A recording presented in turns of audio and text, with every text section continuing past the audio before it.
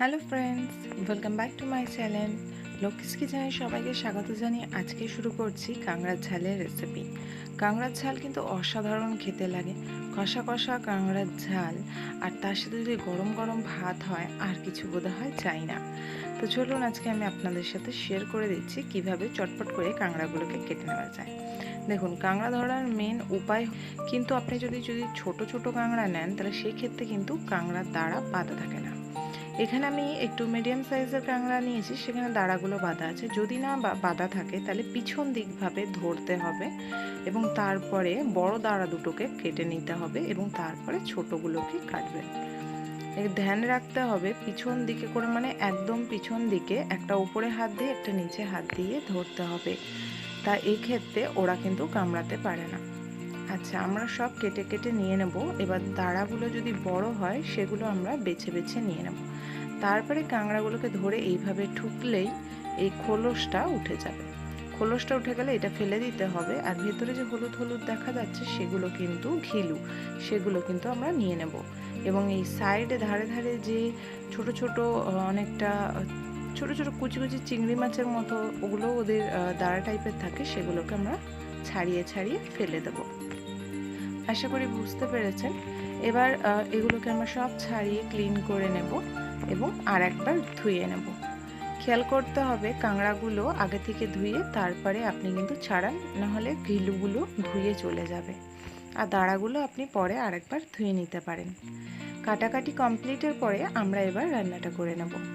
সবার প্রথমে আমরা এখানে সর্ষের তেল দিয়েছি। সর্ষের তেল গরম হয়ে যাওয়ার পর এখানে হাফ চামচ দেবো পাঁচ ফোড়ন এবং তারপরে আমরা দেবো দুইটি মিডিয়াম সাইজের পেঁয়াজ।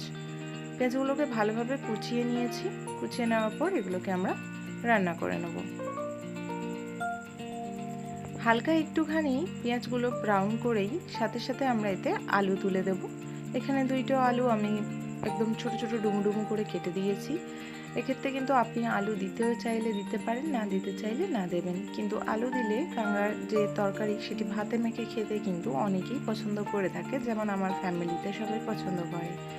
তারপরে আলুগুলো হালকা একটু ভাজা হয়ে গেলে এখানে 2 চামচ আদা রসুন শুকনো লঙ্কা বাটা এবং তার সাথে কাঁচা লঙ্কা, ঝাল অনুযায়ী কাঁচা লঙ্কা দেবেন এবং একটা পাকা টমেটো। ভালো করে মশলার সাথে আলুর সাথে এগুলোকে মিক্স করে আমরা ভেজে নেব যতক্ষণ মশলা থেকে সুন্দর একটা গন্ধ না আসবে বা মশলা তেল না ছেড়ে দেবে। মাঝে মাঝে আমাদের ভালোভাবে নাড়তে হবে যাতে মশলা না পুড়ে যায়, খেয়াল রাখতে হবে। এবার আমি এতে পরিমাণ মতো দেব নুন এবং তারপরে দেব 1 চামচ হলুদ পাউডার। ভালোভাবে নাড়তে হবে। হলুদ পাউডার কিন্তু বুঝে দেবেন। 1 চামচ মানে আমি এখানে বড় চামচ বলিনি, বড় চামচ হলে হাফ চামচ, এবং অল্প তরকারি। হলুদ তরকারিতে বেশি হয়ে গেলে তরকারি কিন্তু তিতো হয়ে যায়, সেটাও আমাদের একটু খেয়াল রেখে দিতে হবে। তারপরে আমরা যখন মশলা ভালোভাবে ভাজা হয়ে যাবে, মশলা থেকে সুন্দর গন্ধ আসবে, তেল বেরিয়ে আসবে, তখন এখানে আমরা কাঁকড়াগুলো তুলে দেবো। কাঁকড়া দাঁড়াগুলো দেবো না, এখন একটু পরে দেবো। প্রথমে কাঁকড়াগুলো দিয়ে আমরা কিছুক্ষণ নাড়বো এবং তারপরে দাঁড়াগুলো দেবো। কেন কাঁকড়ার দাঁড়া আগে দিলে কি হয়, কাঁকড়ার দাঁড়াগুলো একটু শক্ত হয়ে যাবে, তাই কাঁকড়ার দাঁড়া একটু পরে এবং কাঁকড়াগুলো আগে দেবো। ভালো করে মিক্স করে নেব এবং এই টাইমে 2 চামচ থেকে 3 চামচ আমরা জল দিয়ে দেবো, যাতে নিচে যেটা লেগে যাচ্ছে না লেগে ভালোভাবে যেন ভাজা ভাজা হয়। ক্যামেরা স্পিড করার কারণে কিন্তু ভিডিওটা আমি আপনাদের তাড়াতাড়ি করে দেখাচ্ছি। আপনারা কিন্তু ভালো করে কষিয়ে নেবেন, আপনারা পুরো ভালো করেই বুঝতে পারছেন। এবার এতে কিন্তু আমি দিলাম কাশ্মীরি রেড চিলি পাউডার, সেটি জলে গুলে দিলাম, কারণ এখানে দিলাম না, তেল অনেক হিটে আছে, আর এই কারণে আমি এখানে জলে গুলে দিলাম, না তো পুড়ে যাওয়ার সম্ভাবনা আছে। যে কোনো আমি মশলা যেগুলো হচ্ছে কি শুকনো পাউডার মশলা, সেগুলো দেওয়ার আগে কড়াইতে অন্তত 2 চামচ জল দিই, নয়তো 2 চামচ জলে সেগুলোকে গুলে দিই। এক্ষেত্রে মশলা পড়ে না, খুব সুন্দরভাবে ভাজা ভাজা হয়। তরকারির যে আসল স্বাদ ওকে দেওয়ার সেটিও ভালোভাবে দেয়। ভালোভাবে ভাজাভুজি করার পর মশলা কষানো হয়ে গিয়েছে। এবার এখানে আমরা কিন্তু জিরে গুঁড়ো আর ধনে গুঁড়ো যেটা দিয়েছি, সেটা ভিডিওটা একটুখানি ক্লিপটা আমার কিভাবে কেটে গেছে আমি জানি না। তো এখানে 1 চামচ জিরে এবং হাফ চামচ ধনে দিয়ে কষিয়েছি। কারণ কষানো হয়ে গেছে, এখানে কিন্তু আমি জল ঢেলে দিলাম।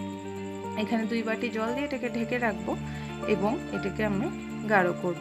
5 মিনিট ফোটানোর পর আলু দেখুন নরম হয়ে গিয়েছে আর কাঁকড়াও খুব সুন্দরভাবে রান্না হয়ে গিয়েছে। এই টাইমে আমি হাফ চামচ গরম মশলা পাউডার দেব আর এর মধ্যে কেটে দেব ধনেপাতা। ভালোভাবে ধনেপাতা কুচিয়ে নিয়ে এর উপরে আমি ছিটিয়ে দেব আর ভালো করে মিক্স করে এটাকে ঢেকে নেব। অসাধারণ এই রেসিপিটি হয়, অসাধারণ লাগে খেতে। এইভাবে যদি আপনারা কাঁকড়ার রেসিপি করেন আশা করি আপনাদের কাছে অনেকটাই ভালো লাগবে। যদি আপনাদের কাছে এই রেসিপিটা একটু হলেও ভালো লেগে থাকে তাহলে অবশ্যই লাইক করে জানাবেন এবং অবশ্যই কমেন্ট করবেন। দেখা হবে পরের একটি নতুন ভিডিও নিয়ে। তো দেখুন কত সুন্দর কালার এসেছে আর কত সুন্দর যে টেস্ট এসেছে, সেটা রান্না করেই আপনারা সেম পদ্ধতিতে রান্না করে খেলে বুঝতে পারবেন। ভিডিওটি যদি ভালো লেগে থাকে এরকম ধরনের ভিডিও পেতে আমার চ্যানেলটিকে সাবস্ক্রাইব করে রাখবেন। আমার চ্যানেলে ডেইলি ব্রেকফাস্ট, লাঞ্চ, ডিনার এছাড়া আইসক্রিম, মিষ্টি সব রকমের রেসিপি আসে। আশা করি যদি ভালো লেগে থাকে অবশ্যই চ্যানেলটিকে সাবস্ক্রাইব করে নেবেন।